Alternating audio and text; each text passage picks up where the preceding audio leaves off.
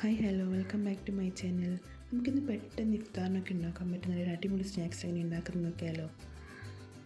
ഇനി ഒരു 3 പഴം എടുക്കുക. അതിൻ്റെ തൊലി കളഞ്ഞതിന് ശേഷം നന്നായിട്ട് നൈസായിട്ട് അരിഞ്ഞെടുക്കുക. അപ്പോൾ നമ്മൾ പഴം പൊരിക്കാനൊക്കെ അരിയുന്നുണ്ടല്ലോ, അതുപോലെ വേണം അരിഞ്ഞെടുക്കാൻ.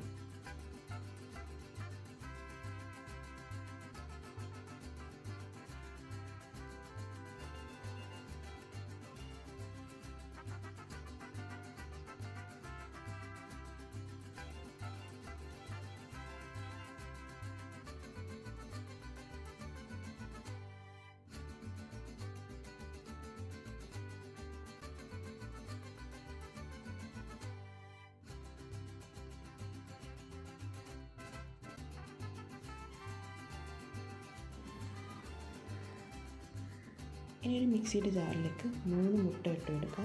അതിനുശേഷം ആവശ്യത്തിനുള്ള പഞ്ചസാരയും കൂടി ആഡ് ചെയ്ത് കൊടുക്കുക. ഇനി ഒരു നുള്ളി ഉപ്പും കൂടി ഇട്ട് കൊടുത്ത് നന്നായിട്ട് മിക്സിയിലൊന്ന് അടിച്ചെടുക്കുക.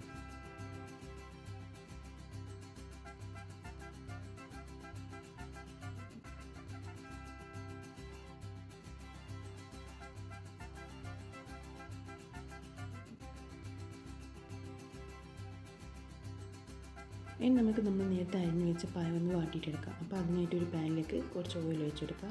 ഇനി 2 സൈഡ് ഒരു ഗോൾഡൻ ബ്രൗൺ കളറായി വരുന്നത് വരെ വാട്ടിയെടുക്കുക.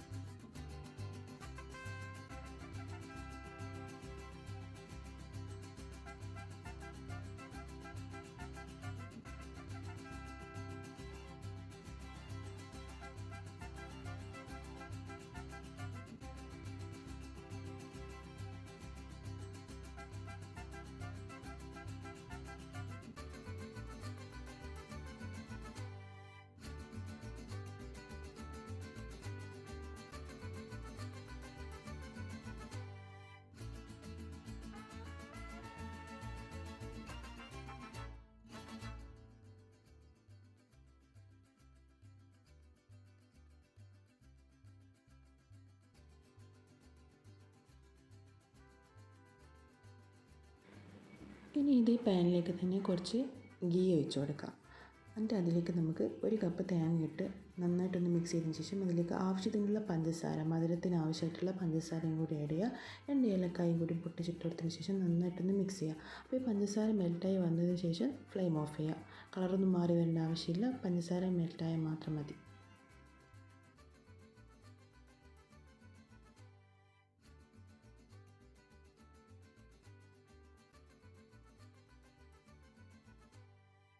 ഇനി നമ്മൾ ഇത് ഉണ്ടാക്കാൻ പോകുന്ന പാത്രത്തിലേക്ക് കുറച്ച് ഗീ ഒഴിച്ച് കൊടുക്കണം. പിന്നെ അത് എല്ലാ ഭാഗത്തേക്കും ഒന്നാക്കി കൊടുക്കാം.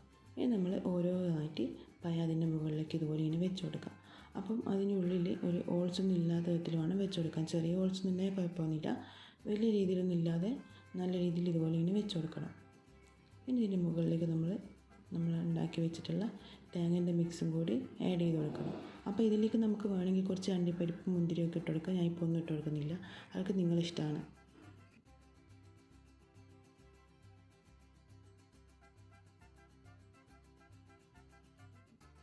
ഇനി ഇതുപോലെ ഒന്ന് സെറ്റാക്കി കൊടുത്തതിന് ശേഷം ഇതിൻ്റെ മുകളിലേക്ക് വീണ്ടും പഴം വെച്ച് കൊടുക്കാം.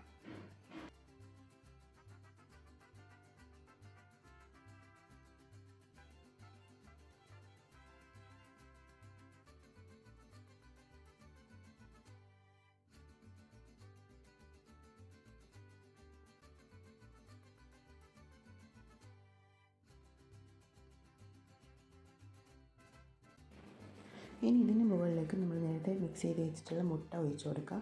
എന്നിട്ട് 10 മിനിറ്റ് അടച്ച് വെക്കാം. ഇപ്പോൾ 10 മിനിറ്റ് കഴിഞ്ഞിട്ടുണ്ട്.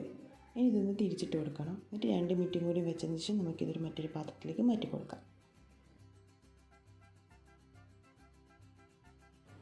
ഇപ്പം നമ്മൾ ടേസ്റ്റ് ആയിട്ടുള്ള സ്നാക്സ് ഇവിടെ റെഡി ആയിട്ടുണ്ട്. ഇപ്പം നിങ്ങളെല്ലാവരും ഇതൊന്ന് ഒരു വട്ടമെങ്കിലും ഒന്ന് ട്രൈ ചെയ്ത് നോക്കണം. കാരണം നല്ല അടിപൊളി ടേസ്റ്റാണിത്. നമ്മൾ സാധാരണ കായ്പോളയൊക്കെ ഉണ്ടാക്കുന്നതിനേക്കാളെല്ലാം അടിപൊളി ടേസ്റ്റാണ് ഇതിന്. പിന്നെ ഇതിൽ ശ്രദ്ധിക്കേണ്ട ഒരു കാര്യം എന്താണെന്ന് വെച്ച് കഴിഞ്ഞാൽ ഇതൊന്ന് ആറിയിട്ട് ഇതൊന്ന് തണുത്തതിന് ശേഷം മാത്രമേ ഒന്ന് കട്ട് ചെയ്യാൻ പറ്റൂ. എന്നാൽ അല്ലാതെ കട്ട് ചെയ്ത് കഴിഞ്ഞാൽ ഇതൊന്ന് പൊട്ടിപ്പോകാൻ ചാൻസ് കൂടുതലാണ്.